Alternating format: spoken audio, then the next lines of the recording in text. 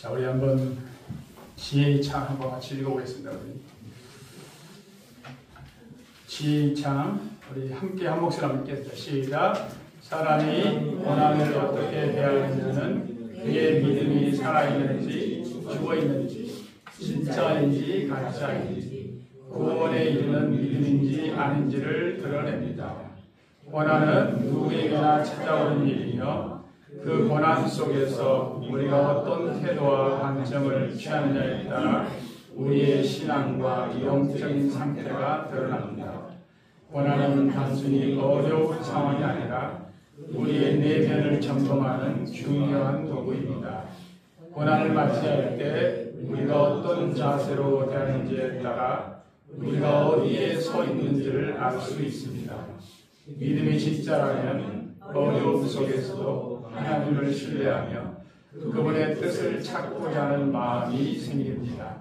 반면 믿음이 가짜라면 고난 앞에서 쉽게 흔들리며 하나님에 대한 불신과 원망이 나오게 됩니다. 고난은 우리를 정결하게 하고 진정한 구원에 이르는 믿음으로 이끌어 갑니다. 아멘. 고난의 자세를 나는 어떤 자세를 취하고 있는가 한번 생각을 해보면 좋을 것 같습니다. 따라합시다. 내려놓으면 더 좋은 것을 얻습니다.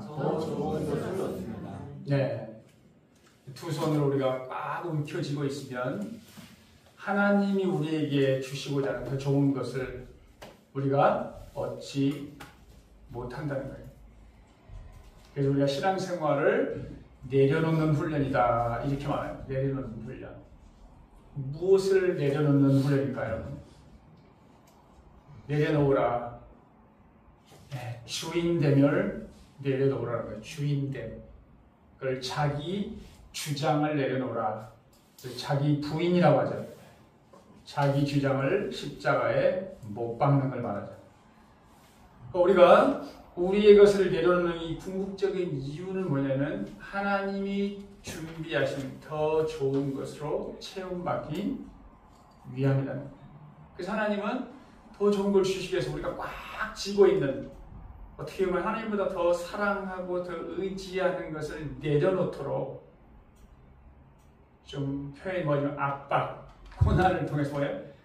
가는 거예요. 더 좋은 걸 주려면 이 손을 좀 벌려야 되는데 이게 내가 너무 더 중요하게 이런 것을 꽉 쥐고 있기 때문에 얻지를 못하는 거죠.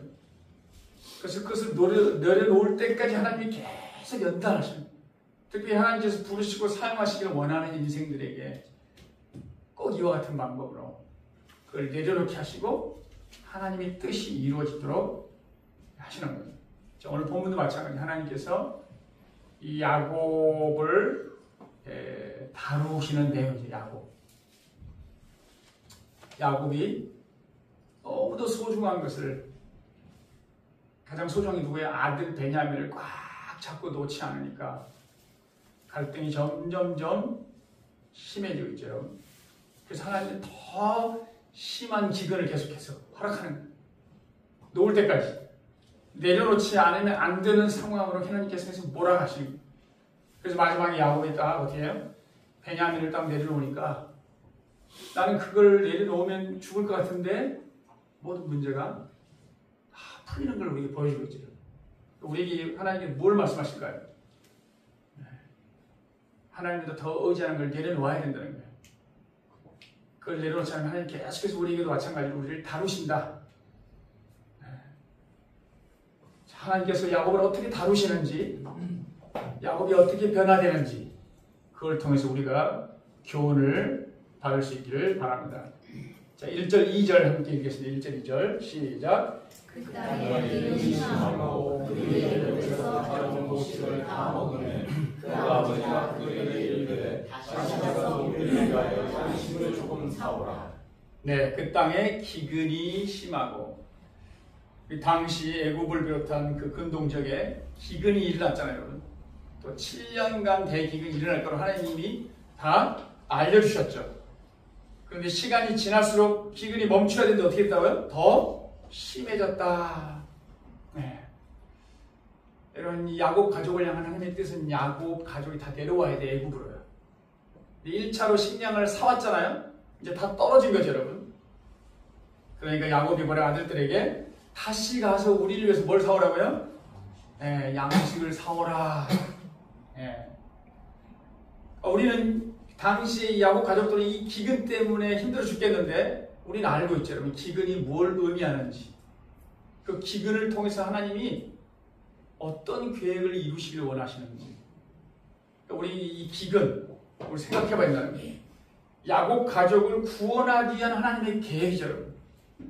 어떻게 이 기근의 문제를 풀어가야 되는가? 어떻게 풀어야 됩니까? 야곱 가족이 어디를 가야 돼요? 애굽으로 가요. 사오는 것보다 더 중요한 건 뭐라고요? 그냥 아예 7년간 아직 지금 이제 시작이 불가하다는 거예요. 점점점 어렵다는 거예요. 그러니까 애굽으로 가야만 생명의 양식을 얻을 수 있다. 사실 애굽이 중요한 게 아니라 애굽에 누가 있죠? 애굽에 누가 있습니까? 요셉입니다. 요셉. 요셉에게 가야만 생명의 양식을 얻을 수 있고 살 수 있다는 거예요. 자, 우리에게는 기근이 어떤 의미가 있는가? 우리 지금 식량이 없어서 부족해서 나 굶어 죽는 사람이 별로 없잖아요. 우리 지난 시간에 한번 했었죠? 아모스 8장 11절 나와 있나요? 여호와의 말씀이니라 보라 날이 이르는지라 내가 기근을 땅에 보내리니 양식이 없어 주림이 아니며 물이 없어 가람이 아니요 뭐라고요? 여호와의 말씀을 듣지 못한 기갈이라. 우리에게 진짜 기갈은 뭐라는 거예요? 기근이 뭐라는 거예요? 하나님의 말씀을 듣지 못하는 기근을 말하는 거예요. 지금도 많은 사람들 어떻게 해요? 영적인 목마름이죠. 누구나 우리 영적인 존재이기 때문에 영적인 목마름이 있을 수밖에 없는 거예요. 이 영적인 목마름을 어떻게 해결해야 되느냐? 주의 말씀을 듣지 못하여서 사람들이 굶주리고 목말라 할 것이다. 이 목마름을 어떻게 채워진다는 거예요? 우리 영의 양식인 생명의 말씀을 들어야만이, 생명의 양식을 섭취해야만이 영혼의 목마름이 해결된다는 거예요. 그러니까 야곱 가족이 애굽으로 가야만 생명의 양식을 얻는 것처럼 우리도 마찬가지로 어떻게 해요? 오호라 나는 뭐라고 하겠습니까? 오호라 너희 목마른 자들아 다 내게로 나오라. 그 다음 구절 있죠, 여러분? 너희는 귀를 기울이고 내게로 나와 들으라. 그리하면 너희 영혼이 살리라. 우리 영혼이 살아나고 영혼에 기쁨이 있을 것이다. 우리가 주의 말씀을 들어야만이 영혼의 목마름이 해결된다는 거예요, 여러분. 여러분, 저와 여러분이 날마다 생명의 양식인 하나님의 말씀을 듣고 영적으로 풍요로운 삶을 살 수 있기를 주의 여러분을 축복합니다. 잠시 야곱이 아들들에게 애굽에 가서 곡식을 사오라고 재촉하자 우리 아들들이 어떻게 반응합니까? 3절, 4절 함께 읽겠습니다. 시작. 유다가 아버지에게 말하기를 그 사람이 우리에게 오니 경고하기를 너희와 너희와 함께 하지 않으면 너희가 내 얼굴을 보지 못하리라 하였으니 아버지께서 우리가 얼굴을 우리와 함께 보내시면 우리가 내려가서 아버지를 위하여 양식을 사리라. 5절도 같이 읽습니다. 5절 시작. 아버지께서 만일 그를 보내지 아니하시면 우리는 내려가지 아니하리니 그 사람이 우리에게 말하기를 너희 아버지가 너희와 함께 오지 않으면 너희가 내 얼굴을 보지 못하리라 하였음이니이다. 네, 유다가 야곱에게 뭐라고 얘기합니까? 애굽 총리가 요셉이죠. 애굽 총리가 우리에게 엄히 경고했다는 거예요. 누구를 데려오지 않으면 동생 베냐민을 데려오지 않으면 내 얼굴 볼 생각도 말라. 또 시몬이 거기에 뭐가 잡혀 있어요? 담보로 잡혀 있잖아요. 그러니까 양식을 얻으려면 어떻게 돼요? 반드시 동생을 데리고 가야 된다는 거예요. 그러니까 아버지, 우리가 동생을 데려가지 않으면 양식은 고사하고 우리 목숨도 부지 못합니다. 동생을 보내주세요. 지금 이렇게 아버지에게 얘기하는 거예요. 허락해달라는 거예요. 동생을 우리가 데려가야만이 우리가 그 사람에게 우리에게 동생이 있었고 아버지가 있었는데 우리가 스파이가 아니라 뭐라는 거예요? 우리의 진실함이 입증되고 우리 양식도 얻게 될 것이다. 보내달라는 거예요. 그런데 지금 아버지는 계속해서 반대하죠, 여러분. 그렇죠? 아버지가 동생을 데려가도 허락하지 않으면 우리 내려가지 않을 것입니다. 뭐 가도 소용이 없다는 거예요, 여러분. 그러니까 모든 문제 해결의 열쇠가 지금 누구에게 달려있는 거예요, 지금? 사실 이 베냐민을 보내느냐 안 보내느냐, 베냐민을 보내느냐 안 보내느냐, 이게 중요한 거예요, 여러분. 자, 그런데 아버지 6절. 자, 여기 이스라엘 야곱이요. 시작. 이스라엘이 이르되 너희가 어찌하여 너희에게 또 다른 나무가 있다고 그 사람들이 말하여 나 베냐민이라. 지금 야곱의 아들들에게 책망하고 있는 거예요. 아니, 왜 동생이 있다고 괜한 말을 해가지고 하지 말아야 될 말을 해가지고 나를 힘들게 하고 괴롭게 하느냐? 왜 불편한 말을 했냐 그 말이에요. 자, 이게 지금 일부러 우리 아들들이 했을까요? 7절에 보면 이런 말 나와요. 7절에 보면 이렇게 나와요. 그들이 이르되 그 사람이 우리와 우리의 친족에 대하여 자세히 질문하여 이르기를. 그러니까 지금 대답하는 거예요. 지금 우리가 일부러 얘기한 게 아니라 애굽 총리가 뭐라고 하는 거예요? 니네 집에 아버지가 살아 계시느냐, 혹시 너 동생이 있느냐 해서 물어본 말에 뭐였다는 거예요? 그냥 대답만 했을 뿐이라는 거예요. 내가 무슨 고자지라고 그런 게 아니라 그들이 물어본 대로 그냥 그렇게 대답했을 뿐이라는 거예요. 그러니까 서로 지금 뭐 하는 거예요? 지금 이 어려운 상황에서, 이 곤란한 상황에서 서로 지금 원망하고 있는 거죠. 이게 지금 우리가 기계는 문제를 해결하는데 전혀 도움이 안 되고 있죠. 어떻게 해결되는가? 자, 이런 상황 속에서 오늘 이제 유다가 나서서 8절부터 9절까지 우리 함께 읽겠습니다. 시작. 8절 9절 시작. 유다가 아버지 이스라엘에게 이르되 저 아이를 나와 함께 보내시면 우리가 곧 가리니 그러면 우리와 아버지와 우리 어린 아이들이 다 살고 죽지 않느니까. 내가 그를 위하여 도와가 되오리니 아버지께서 내 손에서 그를 찾으소서. 내가 만일 그를 아버지께 데려다가 아버지 앞에 두지 않으면 내가 영원히 죄를 지으리라. 네. 자, 야곱이 베냐민을 절대 보내지 않겠다고 하니까 유다가 나서서 지금 아버지 야곱을 뭐 하는 거예요? 설득하는 거예요. 우리는 애굽으로 가지 않으면 우리 모두 다 굶어 죽습니다. 굶어 죽지 않고 살기 위해서는 동생 베냐민을 우리가 데려가야만 양식을 얻고 우리가 살 수 있습니다. 살 수 있는 방법은 뭐라는 거예요? 베냐민을 데려가는 거라는 거예요. 아버지, 내가 내 목숨을 걸고 베냐민을 지키겠습니다. 내가 책임지겠습니다. 동생에게 문제가 생기면, 안전에 문제가 생기면 어떻게 되나요? 내가 평생 동안 죄를 안고 살겠습니다. 내가 보증하겠다는 거예요. 대단한 용기예요. 믿음의 결단입니다. 희생적인 결단이라고 해요. 우리가 유다를 통해서 우리가 예수님의 모습을 보는 거예요.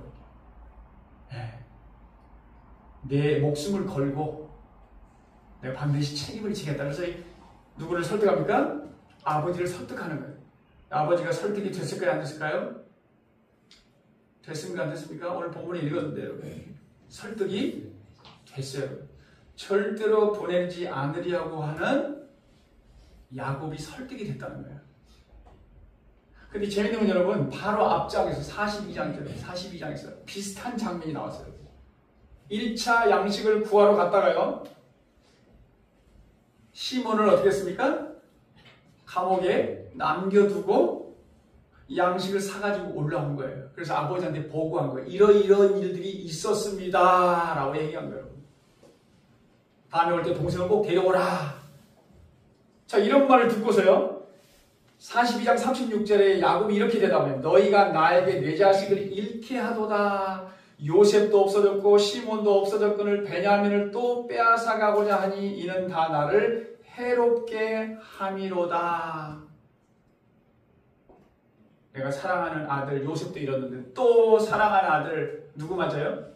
베냐민마저 없애려고 하느냐. 하등에 도움이 안 되는 인생들아. 이렇게 책망하고 있는 거예요. 그때 누가 나섰냐면 장남 르벤이 나서 37절 나옵니까? 그 다음 구절? 네, 37절 나오죠. 37절. 36절, 42장 36절. 없나요? 네. 자, 이렇게 나오죠. 너희가 37절 맞죠? 37절. 네, 맞습니다. 읽겠습니다. 시작. 내가 내 아버지가 그를 보지 아니하거든 내 두 아들을 죽이소서 그를 손에 맡기소서 내가 그를 아버지께로 데리고 돌아오리이다. 네. 자, 루벤도 어떻게 됩니까? 야곱을 설득하려고 하죠. 뭘 걸고요? 네, 두 아들의 목숨을 걸고. 자, 그런데 그때 그리고 나서 38절에 야곱이 이르되 내 아들은 너희와 함께 내려가지 못하리라. 절대 안 돼. 설득이 안 되는 거예요, 여러분. 사실 표면적으로 보면 어떻게 돼요? 유다의 말과 루벤의 말이 거의 비슷하죠, 여러분. 내 목숨을 거는 것과 두 아들의 목숨을 거는 것. 어느 게 더 중요한 거예요? 그런 문제를 얘기할까요, 여러분? 우리가 여러분 누군가를 위로하고 마음을 민다는 게 결코 쉬운 일이 아니죠. 같은 말인데도요. 어떤 사람이 움직이고 어떤 사람이 움직이지 않는다는 거예요. 사실 거의 똑같은 말 아니에요, 여러분. 근데 그 말을 누가 하느냐에 따라 신뢰가 다를 수도 있다는 거예요. 창세기 4장 4절에 보면요. 여호와께서 아벨과 그의 제물은 받으셨으나 가인과 그의 제물은 받지 아니하신지라. 똑같이 하나님께 제사를 드렸는데 하나님이 누구 제사는 받고 누구 제사는 받지 않았다는 거예요. 왜 그랬을까요? 표면적으로는 똑같이 다 예배 드린 거예요. 우리가 하나님께 지금 예배를 드리는데 어떤 사람이 예배는 받고 어떤 사람이 받지 않았다는 거예요. 우리 잘 모르죠, 여러분. 하나님은 우리의 중심을 아시죠. 그리고 우리도 성경을 통해서 아벨과 가인과 아벨의 삶을 알죠. 가인은 하나님 앞에 악을 행하였더라. 그렇죠? 그러니까 하나님은 그 중심을 알기 때문에 가인은 신뢰하지 않지만 아벨은 신뢰했다. 뭐 이렇게 볼 수 있는 거죠. 그러니까 지금 유다를 통해서 야곱이 설득된 거예요, 여러분. 그럼 왜 야곱은 유다의 말이 설득이 됐는가? 유다의 삶이 어떤 삶을 살았는가? 여러분 창세기 37장부터 50장 끝장까지가 다 요셉 이야기잖아요. 아브라함, 이삭, 야곱에 걸쳐서 어떻게 해요? 지금 요셉의 이야기를 하고 있잖아요. 근데 37장에 가면요. 갑자기 뜬금없이 어떻게 해요? 유다의 이야기가 나옵니다. 한 장만 그냥 유다 이야기가 나와요. 삽입이 된 거죠. 없어도 되는 내용이죠. 그것도 그냥 보통 내용이 아니라 막장 드라마가 나옵니다. 유다가 가나안 여인과 결혼해서 세 아들을 낳았어요. 엘, 오난, 셀라. 장남 엘이 다말이라는 여인과 결혼을 해줘요. 두 아들이 하나님 앞에 악을 행하여 죽었어요. 거기는 뭐 알겠지만 형이 죽으면 어떻게 해? 동생이 들어가는 거예요. 대를 잇는 거죠. 셋째 셀라는 너무 어린 거예요. 그래서 유다가 머리를 쓴 거예요. 친정에 가서 그냥 기다려라. 클 때까지. 이 아이가 너무 어리다. 다 컸는데도 어떻게 해요? 그 아들을 주지 않은 거예요. 그래서 다말이 나중에 창녀로 견장을 해서 유다와 관계를 맺어요. 담보물이 있었죠, 여러분? 지팡이와 도장. 그리고 임신하게 된 거예요. 3개월 뒤에 어떻게 돼요? 이 소문이 유다에게 들려서 불사르라. 그때 그 여인이 앞에 나와서 이 사람의 아이입니다 라고 밝히는 거예요. 그때 유다가요, 네가 옳도다, 네가 나보다 옳도다, 내가 잘못했다 회개하게 되는 거예요. 걔를 잇는 게 굉장히 중요한 일이죠, 여러분. 근데 자기가 뭐 한 거예요? 자기 아들을 주지 않은 거예요, 여러분. 네가 나보다 옳도다. 그러니까 이 고백, 회개를 통해서 그의 삶이, 유다의 삶이 바뀌기 시작하는 거예요. 전환점이 되는 거예요, 여러분. 신실한 삶을 살아. 그리고 다음 장 44장에서 그 모습을 그대로, 지금 약속했던 걸 그대로 지킵니다. 또 요셉이 야곱 형제들을 시험합니다. 자기의 귀중한 은잔을 누구한테 듭니까? 베냐민의 곡식자리에 넣는 거 보내는 거예요. 그래놓고 종을 통해서 가서 누가 내 은잔을 훔쳤느냐? 작전을 건 거죠, 여러분. 그러니까 형제들이 다 우리는 절대 그런 일을 한 적이 없고요. 우리가 그런 일을 발견해 우리가 당신이 종이 되겠습니다 했는데 발견이 됐죠. 누구의 곡식 자리에서 은잔이 나옵니까? 베냐민. 그때 유다가 나와서 고백하는 거예요.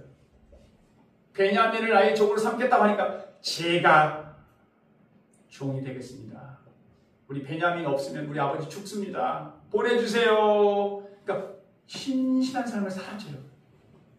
그러니까 그의 말이, 그러니까 루벤의 말은 그냥 즉흥적으로 했을 수도 있지만 이 누굽니까? 유다의 말은 진정성이 있었다는 거예요. 더 중요한 건 뭡니까, 여러분? 유다는 아내와 두 자녀를 잃었었죠. 야곱도 어떻게 사랑하는 아내도 잃었죠? 요셉도 야곱 편에서는 죽은 거나 다름없는 거예요. 죽은 걸 알고 있는 거예요, 지금. 또 누구마저 잃어갑니까, 지금? 베냐민마저 잃어가는 거예요. 그러니까 지금 동병상련을 겪고 있는 거예요. 동병상련을 겪고 있는, 아픔을 겪고 있던 유다가 그냥 대충 얘기했겠어요? 괜찮아, 이렇게 했겠어요, 여러분? 똑같은 아픔을 겪은 유다가 야곱을 위로하고 격려하니까 설득이 됐다는 거예요. 공감이 돼요. 그러니까 여러분, 하나님은 어떤 사람을 사용하시는 완전한 사람을 사용하는 게 아니죠. 유다가 그와 같은 삶을 살았지만 자기 죄를 회개하고 선진한 삶을 살아가니까, 그리고 자신이 겪었던 그 아픔, 고통, 상처들을 통해서 어떻게 치유가 되고 나니까 다른 영혼들을 위로하는 삶이 됐다는 거예요.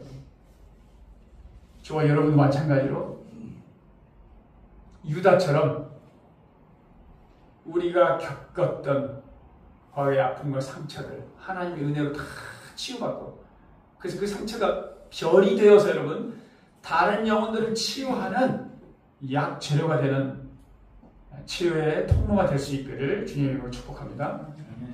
유다를 사용하십니다, 하나님. 자, 그리고 나서 이제 마지막으로 우리 야곱이 어떤 반응을 하는지 13절과 14절 함께 읽겠습니다. 13절, 14절 다 함께 시작. 야곱도 데리고 떠나 다시 그 사람에게로 가라. 전능하신 하나님께서 그 사람 앞에서 너희에게 은혜를 베푸사 그 사람으로 너희 다른 형제와 베냐민을 위하여 너희를 원하노라. 내가 자식을 이기는 이유를 네, 내 아우도 데리고 떠나 다시 그 사람에게로 가라. 누구를 보냅니까? 베냐민을 보내는 거예요. 그러니까 이 베냐민이라는 존재가 어떤 사람인가, 야곱에게 이걸 지금 말하는 거예요. 하나님이 지금 야곱을 다루시는데 베냐민을 내려놓도록 지금 작업을 하고 있는 거예요. 이 베냐민이라는 사람은 바로 이 야곱에게 있어서 가장 소중하고 의지의 대상이지. 어떻게 보면 하나님보다 더 지금 중요한 존재가 되어 있는 거예요, 여러분. 이 베냐민만 보내면 식량도 사오고 모든 문제가 다 해결되는데 절대로 떠나보낼 수 없는. 여러분, 야곱은 보통 사람이 아니에요. 아브라함, 이삭, 야곱으로 이어지는 하나님의 구속사를 이어갈 복의 존재로 부름을 받은 거예요. 그런데 지금 어디에 머물러 있는 거예요, 지금? 하나님을 의지하기보다 지금 어떻게 내가 사랑하는 아들이 지금 꽉 묶여 있는 거예요. 하나님 지금도 그 작업을 하고 계신다는 거예요. 여러분, 아브라함을 생각해 보세요. 아브라함. 하나님께서 복의 근원으로 부르시고 아들을 내 혈육으로 내 후손에서 아들을 낳을 것이다. 내 몸에서 아들이 낳을 것이라고 했잖아요. 그 아들이 나와야 무슨 복이 이루어지고 모든 게 다 풀리잖아요. 근데 25년 만에 100세 어떻게 됐습니까? 아들 이삭을 얻었어요. 근데 하나님께서 아브라함에게 어떤 명령을 하십니까? 네 사랑하는 독자 아들 이삭을 뭐라는 거예요? 번제물로 드리라. 말도 안 되는 얘기죠, 여러분. 예. 하나님께 정말 저와 여러분에게 지금 하나님을 우리가 사랑하는지 안 사랑하는지 알기 위해서 아들을 진짜 죽이라고 이렇게 하실까요? 이 믿음이 시험이죠, 시험이죠. 근데 아브라함이 어떻게 했을까요? 모리아산을 이끌고 가서 실제로 하나님 하라 하신데 어떻게 칼을 들고 내리치려고 하는 그 순간은 어떻게 됐어요? 무슨 일이 일어났습니까? 천사가 멈추라고 했죠. 그리고 이렇게 말하죠. 네가 네 사랑하는 독자 아들 이삭을 내게 아끼지 아니하였으니 네가 나를 경외하는 줄 이제 아노라. 하나님을 정말로 신뢰하는지 아닌지를 알기 위해서 시험을 했잖아요.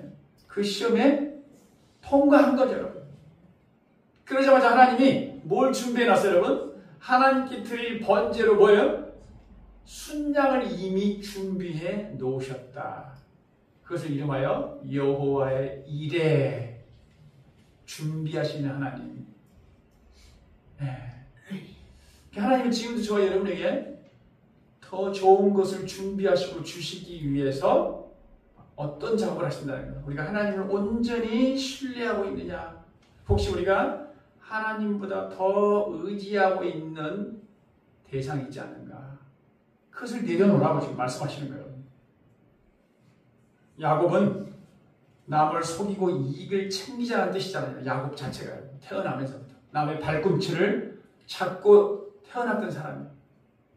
근데 야복강강에서 하나님을 만나고 하나님과 씨름하여서 이긴 자 이스라엘, 하나님과 겨루어 이긴 자. 도대체 하나님 이겼다는 게 무슨 말입니까, 여러분? 하나님이 그를 다루셔서 하나님이 계획하신 인생을 뭐 한다고요? 변화시켰다는 뜻이죠. 다른 게 아니라. 네. 우리가 막 씨려서 이긴다는 게 내 뜻을 막 관철시키는 것이 아니라 내 뜻은 하나님 뜻에 굴복하는 게 뭐라는 거예요, 여러분. 그게 하나님과 씨름하는 거예요, 여러분. 이 야곱은 바로 아브라함, 이삭, 야곱으로 이어지는 이 계보, 이 하나님의 구속사를 이루어가기 위해서는 반드시 이 시험을 통과해야 되는 거예요. 그래서 하나님 지금 베냐민을 내려놓지 않으면 안 되는 상황으로 계속해서 몰고 간 것이죠, 여러분. 여러분, 우리가 두 손을 들고 하나님께 항복을 하면 우리 고난이 더 짧아질 줄 믿습니다, 여러분. 우리가 항복하지 않고 계속 붙들고 있으면 그 고난이 어떻게 된다는 거예요? 기근이 점점점 심해진다는 거예요. 누가 이기나 보자. 그럴까요, 그러면? 자, 그래서 오늘 14절에 뭐라고 고백합니까? 전능하신 하나님께서 드디어 야곱의 손을 들고 어떻게 돼요? 사실 여러분, 우리가 보기에는 좀 유다의 설득에 의해서 손을 든 것처럼 보이지만 더 중요한 건 뭐냐면, 여러분, 오늘 이게 중요한 거죠. 전능하신 하나님이 그 사람 앞에서 너에게 자비를 베풀어 그가 시몬과 베냐민을 돌려보내기를 원할 뿐이다. 내가 자식을 잃게 되어도 하는 수 없다. 자, 어떤 고백입니까? 모든 걸 전능하신 하나님께 맡겼다는 뜻이에요, 여러분. 지금까지 맡기지 못한 거예요, 여러분. 내 자식 베냐민마저 잃어버리면 나는 도대체 무슨 낙으로 살 것인가? 근데 이제 하나님께 다 뭐 했다는 거예요? 맡겼다는 고백을 지금 하고 있는 겁니다, 여러분. 여기서 전능하신 하나님이 어떤 하나님일까요? 엘샤다이 하나님, 엘샤다이 하나님. 우리 많이 들어보시죠? 전능하신 하나님, 엘샤다이 하나님. 스스로 능력의 근원이 되신 하나님. 근데 이 하나님이, 전능하신 하나님이 족장들 아브라함, 이삭, 야곱에게 자신을 엘샤다이 하나님으로 어떻게 계시하셨어요. 계시하셨어요. 야곱도 마찬가지예요. 베델에서 설대기에다 돌베개를 하고 자다가 하나님을 만났잖아요. 어떤 하나님을 만났다고요? 엘샤다이 하나님. 그래서 중요한 거는 언약의 하나님이에요. 언약의 하나님이에요, 사실은. 네. 많은 국민이 내게서 나오고 왕들이 내 허리에서 나오리라. 그러니까 하나님이 아브라함을 부르실 때 그냥 예수를 믿고 구원받아라. 이것으로 끝난 게 아니라는 거예요. 너를 통해서 예수 그리스도의 생명이 계속해서 잉태되어 너는 모든 믿음의 조상이 될 것이다. 여러분, 이 약속은 지금 우리에게도 동일한 거예요, 여러분. 우리가 예수님을 소유하고 생명을 누리고 그걸로 끝나는 게 아니라 우리 안에 계신 그 예수의 생명이 우리를 통해서, 우리의 믿음을 통해서 어떻게 되는 거예요? 예수가 계속 그 생명이 전파되기를 원하신다는 거예요. 그래서 우리를 연단하시는 거죠. 우리를 사용하시기 위해서 연단하시는 거예요. 우리가 하나님보다 더 의지하는 것들을 계속 제거하기 위해서 뭐는 거예요? 우리에게 고난을 허락하신다는 거예요. 그 전능하신 하나님께 이제 어떻게 해요? 내가 죽으면 죽으리라, 이르면 이르리라, 내 자식의 모든 주권도 하나님께 맡깁니다. 모든 주권을 지금 내가 하나님께 맡긴다는 고백을 하는 거예요. 내 뜻을 내려놓고 지금 하나님을 의뢰합니다. 우리도 이 전능하신 하나님께 우리 모든 주권을 내어 맡길 수 있기를 바랍니다. 우리 주권을 맡겨야 하나님이 일하신다는 거예요. 베냐민을 내려놓아야만이 모든 문제가 지금 해결된다는 거예요. 내가 움켜쥐고 있다고 해서 안전할 수 있는 게 아니에요. 내가 이걸 움켜쥐고 있으면, 내가 소중함을 지키고 있으면 그것이 내 인생을 지켜주지 못한다는 거예요. 그것을 하나님께 내려놓아야만 하나님 우리 인생을 책임질 줄 믿습니다, 여러분. 어떤 상황 우리가 노력한다고 바꿀 수 있는 게 아니에요. 우리 힘으로 바꿀 수 있는 상황이 아닙니다, 여러분. 우리 의지의 대상을 바꿔야 돼요. 전능하신 하나님을 기억할 수 있기를 바랍니다. 그 전능하신 하나님이 우리 찬양에 나오잖아요. 불가능을 가능케 하시는 하나님, 죽은 자를 살리시는 하나님, 모든 걸 다 바꿀 수 있는 그 하나님, 그분이 누구예요? 전능하신 하나님. 야곱이 자기 아들, 사랑하는 아들을 하나님께 맡길 때 우리가 이후에 알겠지만 다 하나님이 어떻게 일하신가, 하나님의 역사를 우리가 보게 된다는 거예요. 베냐민이라는 가장 소중한 아들을 내려놓을 때 야곱의 모든 가족이요 지금부터 구원을 받게 되었어요. 우리도 여러분 마찬가지입니다. 우리에게보다 더 놀라운 소식이 하나님께서 우리에게 예수 그리스도를 보내주셔서 만나는 거예요. 영원한 죄와 사망으로부터 우리를 뭐예요? 건져내셨다는 거예요. 부족함이 없으신 하나님께서 무엇 때문에 당신의 독생자 우리에게 보내주셨는가? 우리를 사랑하셔서 우리를 살리시기 위해서. 모든 사람이 멸망당하지 않고 구원받기를 원하시기 때문에 그렇다는 거예요, 여러분. 우리가 이 하나님께서 왜 우리에게 그 아들 독생자를 보내주셨는지 기억하면서 우리가 소중히 여기는 거, 이거 붙들고 있을 것이 아니라 이것을 하나님께 완전히 맡길 때 하나님께서는 그 우리 믿음을 통해서 전능하신 하나님의 그 놀라운 역사가 우리 가운데 일어날 줄 믿습니다. 그래서 여러분 바로 너희는 마음을 다하여 여호와를 의뢰하고 내 명철을 의지하지 말라. 범사의 그를 인정하라. 그리하면 내 길을 지도하시리라. 우리 모든 걸 주님께 맡김으로 하나님께서 계획하신 일이 우리 삶 가운데 일어날 수 있기를 주님의 이름으로 축복합니다. 오늘도 우리가 엘샤다이 전능하신 하나님께 모든 걸 맡김으로 그 하나님이 우리의 삶 속에서 어떻게 역사하시는지를 경험하고 그 하나님을 자랑하고 그 하나님을 증거하는 우리 모두가 될 수 있기를 주님의 이름으로 축복합니다. 자, 오늘 말씀을 생각하면서 여러분, 우리가 전능하신 하나님의 은혜를 구하며 내가 결단할 것이 무엇인가, 무엇을 내가 내려놓아야 할 것인가. 하나님은 내가 어떤 것을 하나님께 내어 맡기기를 원하는가를 생각하면서 하나님보다 더 소중히 여기고 의지하는 대상을 하나님께 맡겨드리는 그런 삶의 결단이 일어날 수 있기를 주의 이름으로 축복합니다.